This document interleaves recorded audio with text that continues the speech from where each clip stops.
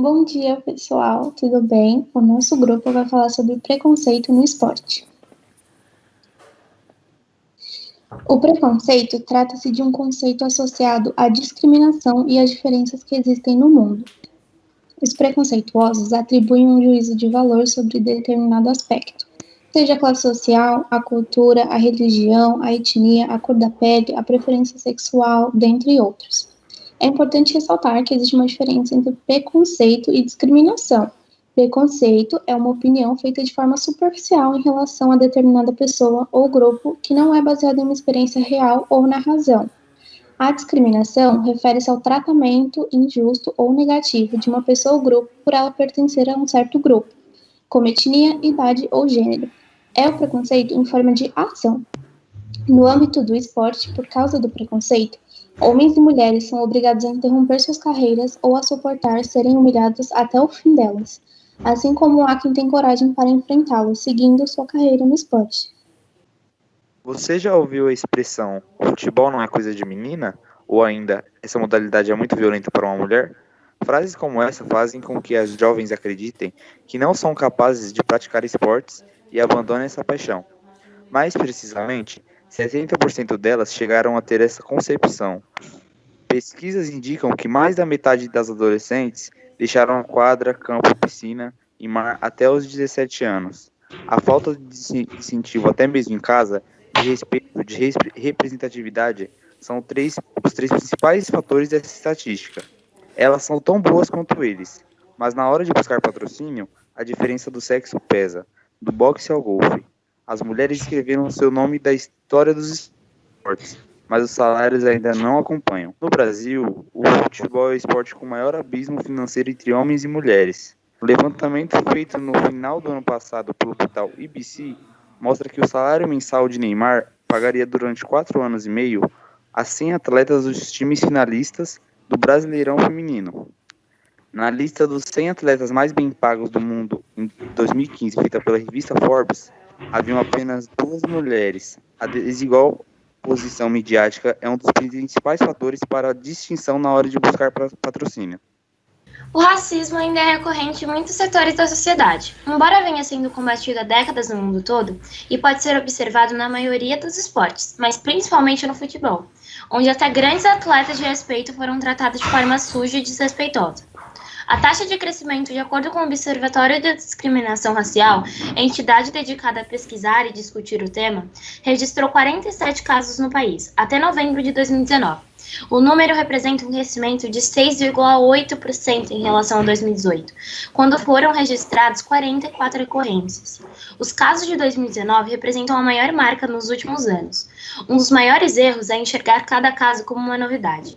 Todos estão inseridos em um contexto que exige preocupação e atitude, explica Marcelo Carvalho, diretor executivo do Observatório. Nós ainda tratamos a questão do racismo de uma forma não concreta. A gente fala de racismo, mas não vemos campanhas, ações por parte do governo de combate ao racismo e de penalização.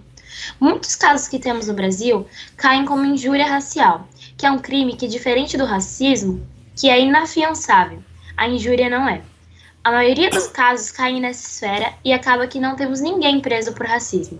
Mas no esporte, os atletas negros são geralmente os principais protagonistas. Alguns se tornaram lendas, mitos, reis, orgulho de nações, inspiração para a sociedade, levando desempenho físico e psicológico aos limites da humanidade.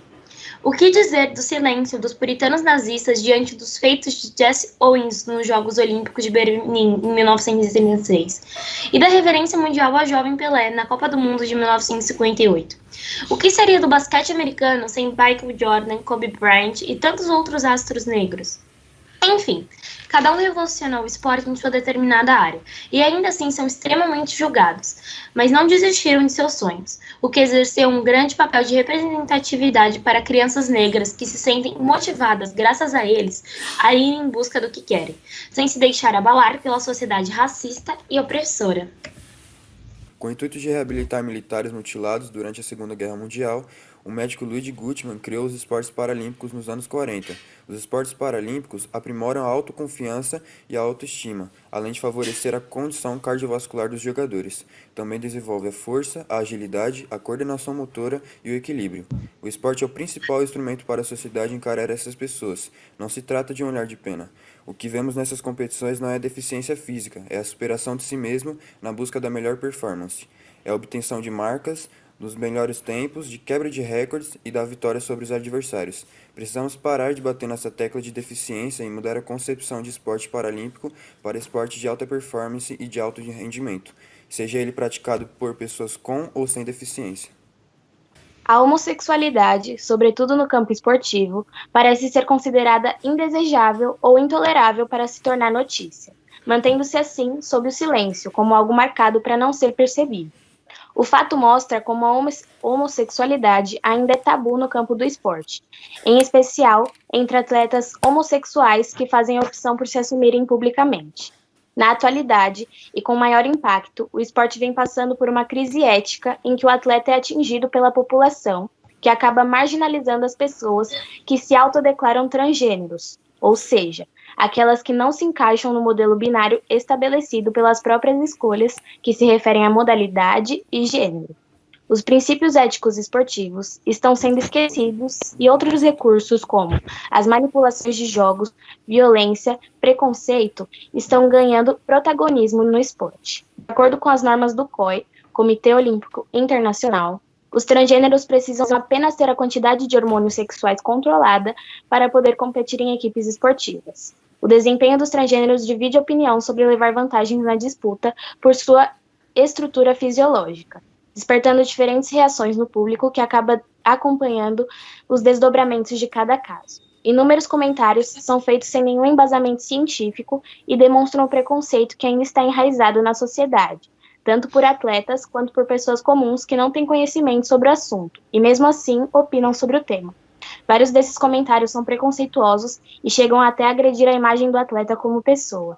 A inclusão do transgênero no esporte ainda é um tema pouco estudado e bastante polêmico. São necessários mais estudos sobre a temática para afirmar que existem vantagens ou não para atletas transgêneros no esporte. Então, esse foi o nosso trabalho. Obrigada pela atenção e até a próxima, pessoal.